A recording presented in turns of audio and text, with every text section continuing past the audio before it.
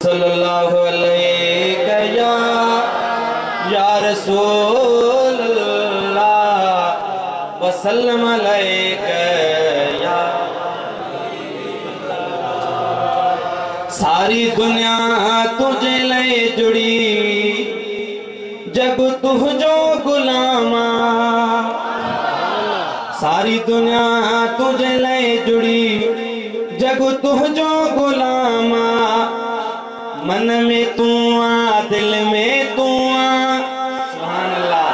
मन में तू आ दिल में तू आ, तुझो लबल ते नाम आ जग तुझो गुलामा। सारी दुनिया तुझे ले जुड़े जग तुझो गुलामा। मन में तू आ दिल में तू आ, मन में तू आ दिल में तू आ, तुझो लबल ते नाम आ जग तुझो गुलामा। परवर खे वधी प्यारो आही, बेहद रुतबे वारो आही। अजु राज दिल जा महफिल में ओरना पवंदा, महबूब दे इश्क जा बोल हित बोलना पवंदा। सुभान अल्लाह। ज़िदी राज ते छॾे मन नूर मदनी पाक खे, अजायो बिढ़ंदासी हुकूमत जा केस डोरना पवंदा। रहीम बख्श वनी खॾ में पवल मुनकरन भागा, असां आशिकन खे इश्क जा सगा छोड़ना पवंदा। परवर खे बधी प्यारो आही, बेहद रुतबे वारो आही। कहीं बिन बेखे अजरिय ताई या रसूल अल्लाह। सरकार जी आमद, दिलदार जी आमद, मक्की जी आमद, मदनी जी आमद।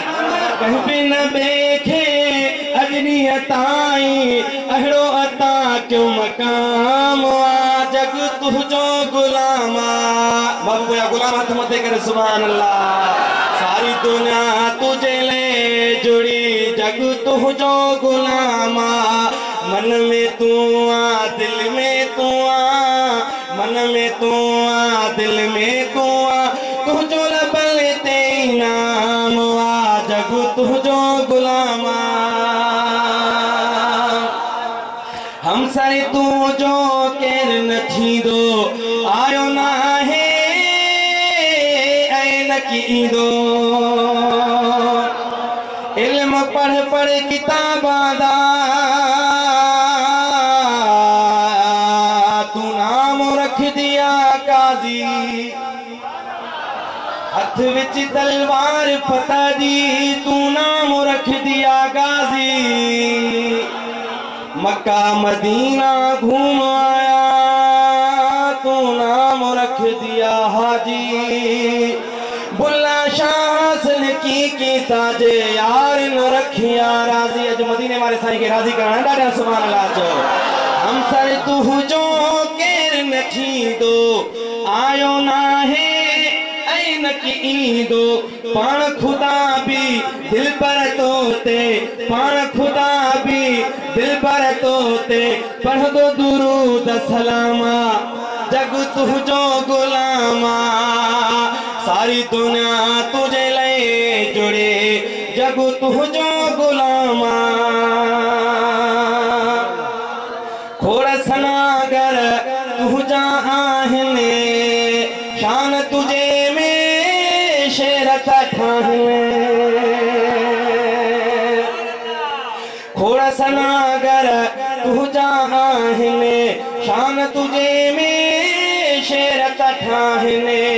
ज़हन जे आहर इल्म जे आहर सुभान अल्लाह। कहीं माली ते तावन कया, कहीं जानी तावन कया, ॾाढा सुभान अल्लाह चयो। ज़हन जे आहर इल्म जे आहर, मूं बि लिखियो ही कलामा जग तुझो गुलामा। सुभान अल्लाह। गुरु शरीफ सल्लल्लाहु अलैहि